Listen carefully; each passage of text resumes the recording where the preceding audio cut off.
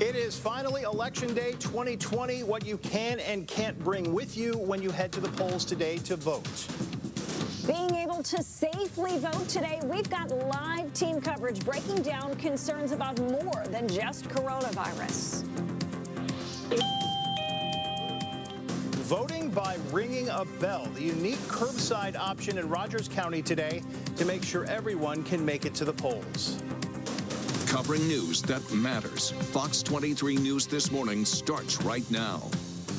Good morning, I'm Michelle Lynn. And I'm Ron Terrell. The time is 4:30. We have finally reached Election Day, and we have live You Decide 2020 team coverage with everything you need to know. We've already seen record-breaking early voting numbers, and it is sure to be busy today as plenty of people vote in person as well. With the polls opening at 7, let's start with meteorologist Michael Sager in the Fox 23 Severe Weather Center tracking how it feels out there right now and what it will be like while you wait in line. Yeah, the weather will certainly cooperate for us as we are heading out to vote today. Let's bring up the latest temperature. In just about 2.5 hours, we've got live team coverage. Today is your last chance to cast your vote for the 2020 general election. Fox 23's Amanda Harry's live outside an East Tulsa polling place explaining what you need to know before you vote in person. Michelle, I have with me here the two most important things you need if you plan to be voting today. That's a mask and an ID that works for voting. Polls open this morning at 7 a.m. They will close at 7 p.m. If you're still in line at 7 p.m., stay in line. You can still cast your ballot.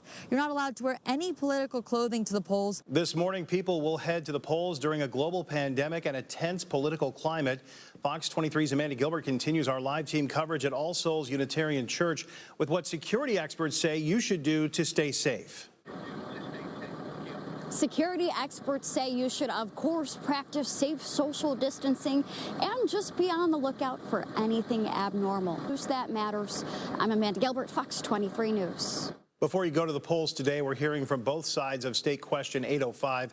It involves prison sentencing reform that would take place if it passes. We interviewed Chris Steele, Executive Director of Oklahomans for Criminal Justice Reform, and Tulsa County Sheriff Vic Regalado yesterday on Fox 23 News This Morning on why State Question 805 should or should not pass. We are currently spending well over $500 million a year to incarcerate low-level offenders. There's no evidence that that is a good use of resources in the way of reducing crime or strengthening families or improving public safety. Proponents for 805 will tell you that these are nonviolent offenses.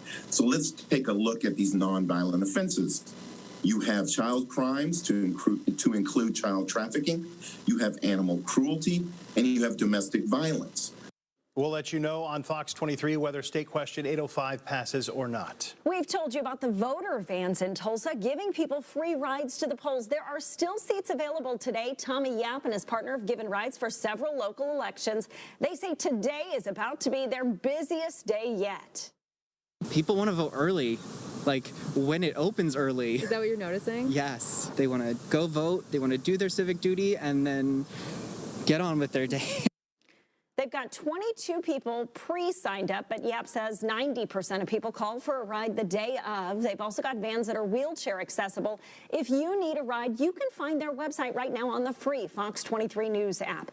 Make sure to tune in starting at 5 tonight for our election coverage. Look for results as they come in, as well as analysis and reaction throughout the night. Then wake up with us tomorrow morning. We'll have updated results from overnight, as well as reaction from the winners and losers. Tulsa police identified a man who was shot to death at a home in East Tulsa. They say 41-year-old David Bowman was shot at his ex-girlfriend's home on Sunday. Police say it began as a domestic disturbance, saying a 22-year-old relative of the ex-girlfriend shot Bowman. Tulsa police questioned and released the shooter. A trial date is set for the man accused of pulling the trigger in the shooting of 2 Tulsa police officers in late June. David Ware is now scheduled for a jury trial June 7th. Ware is accused of shooting and killing Sergeant Craig Johnson and wounding Officer Arash Zarkashan during a traffic stop. Prosecutors say they will seek the death penalty. The alleged getaway driver, Matthew Hall, already has a trial date set for January 4th. Officer Arash Zarkashan is back at work. Look at this. TPD posted this picture of his first day back on the job on light duty. Just remarkable to think about the recovery he has made. This is 4 months after he was shot in the head while on duty. Tulsa police released pictures of two people they say could have been involved in a violent home invasion. Detectives say this happened near 31st and 129th East Avenue 2 weeks ago. Two suspects violently attacked a 74-year-old and his wife inside their home. Officers don't know if the people in the photo are suspects in the home invasion, but say they were in the couple's SUV the day after the crime and were using their credit cards. Our coverage of News That Matters continues with the coronavirus across Oklahoma. The State Department of Health reported more than 1,000 new cases, putting our running total since March at more than 125,000 cases. 9 more Oklahomans have died. 2 were in green country. There are nearly 16,000 active cases statewide. More than 2,400 of those are in Tulsa County. COVID-19 hospitalizations have hit an all-time high, with the latest report from the State Department of Health showing 974 people in the hospital right now with the virus or symptoms. That's a 14% jump over the hospitalization numbers we brought you Friday. Right now, there are only 70 ICU beds available across the state. That's about 8%. The Tulsa Public School District has decided what masks students and staff should wear when they return to schools. Pre-K and kindergarten students return this coming Monday. Last night, the district decided that students and staff must wear masks that fit tightly over the nose and ones that don't have an open bottom like a bandana. Board members said while masks can help prevent the spread, it is important for people to take precautions outside of school. If our greatest priority is getting kids back in school, we have to adjust the behaviors outside of school to be able to do that well.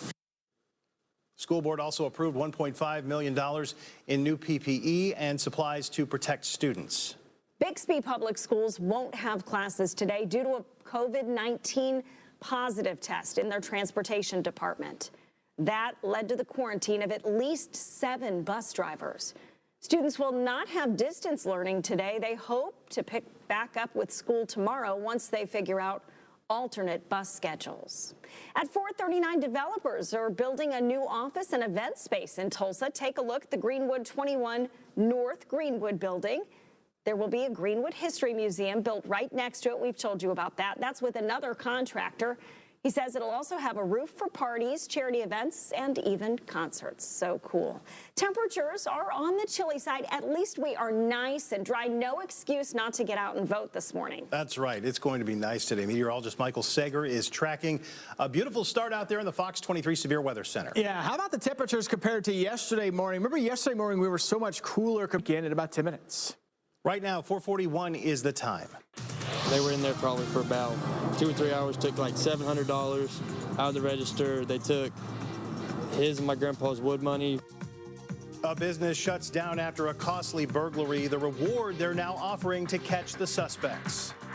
We kind of made history here because I've worked at the Tulsa Zoo for 20 years, and I will tell you we've never had this, at least in my tenure. 3 big new additions to the Tulsa Zoo will introduce you to the zoo's newest residents. Voting by just ringing a bell, how one county is making it easier for some people to vote today.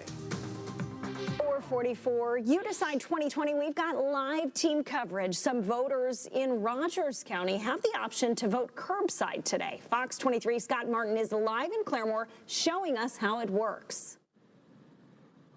Yeah, Michelle, it's really cool, this curbside voting service that they're offering some of their voters. This will be for voters who are physically unable to get inside their polling location, as well as, those who are unable to stand in a long line for a long period of time. Now, they just ring a doorbell on a sign, and that lets the poll workers inside know that they need to get outside and help out one of those voters. There more this morning, covering news that matters. I'm Scott Martin, Fox 23 News. A burglary in a small town is devastating a family-run business in Washington County. They have to close for the year, weeks before the holidays begin. The manager at the Copan Bait and Tackle Shop in Copan, just off Highway 75, says while he and his family were out trick-or-treating, 2 suspects walked in after prying the locked door open with a crowbar. They noticed the camera, walked up and placed a hat over the lens. 3 hours later, the suspects left with nearly $1,000. Everything was going good, and then for something like this to happen, it's kind of like, it's just sickening, saddening. It's kind of just didn't expect it to happen here out of all the places, around here, especially in a small town. Are associated with people that. Logan Schrader and his family are offering a $1,000 reward. The area has seen a recent uptick in burglaries. Just last week, suspects took cigarettes and beer after a smash and grab at the Copan truck stop off of Highway 75. The Tulsa Zoo has some new animals. Booper, a 48-year-old elephant who weighs a mere 7,000 pounds. Sally, a 14-year-old white rhino, and 18-month-old Zoe the giraffe. Zoe and Sally were brought here as part of a special program with some other zoos. We are increasing our vigor within the population to make sure that we have, good genetic matches and also good compatibility from a social standpoint. It will be several weeks of gradual introduction before Sally and Booper will be integrated with their new herds. The zoo says welcoming these new animals has been a major undertaking, but worth every minute. I wonder how he got the name Booper. I do too. Yeah, you just want to boop his nose. No, I wouldn't advise doing that. No. Neither would zoo officials. No. You definitely don't want to do that. It's going to be a nice day to visit the Tulsa Zoo. It will be. Meteorologist Michael Sager is tracking a nice forecast. Be a great day to squeeze in the zoo along with voting today. Absolutely. I mean, it does not get much better. And of course, if you are heading out, highs in the 50s and maybe back up to around 60 or so by the time we get into next Thursday. So enjoy the nice weather while we've got it. We'll break down what we've got out there this morning as you're just heading out for that cup of coffee in about 10 minutes. That is a nice stretch of weather. 4:50 is the time. If you're a little anxious, if you're a little on edge about what's happening, that's perfectly normal and natural.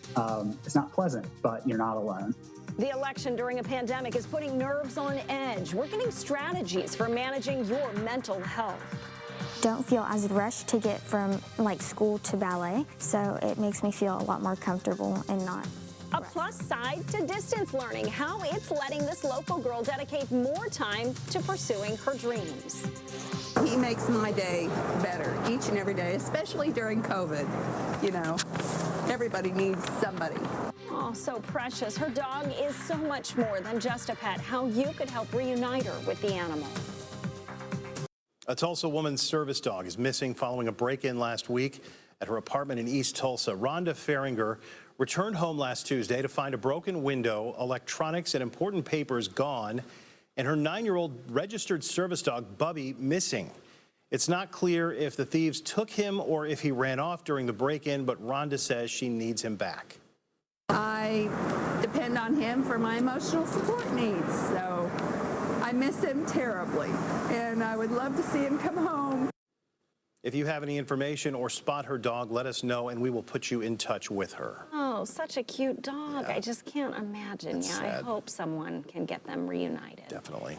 The Tahlequah Public School District announced a case of COVID-19 at Sequoia Pre-K. 13 others are in quarantine. The district also says another high school student tested positive, forcing 32 other students to quarantine. Muskogee High School and the Early Childhood Center will stay virtual Wednesday through Friday because of the virus.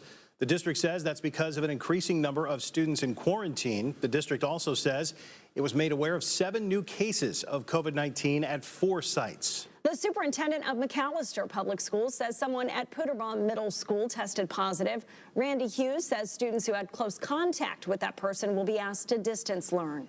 Right now, 4:55 is the time. Today is finally Election Day. What you're allowed to bring with you to the polls and what you need to leave at home. Voting safely during this election is a big concern for many. What you can do to keep yourself and others safe while casting your ballot. Live look outside over downtown Tulsa on this Tuesday morning. We've got some great stuff here as we go into your Tuesday and Election Day. We'll get a look at what you can expect as polls open this morning in about 3 minutes.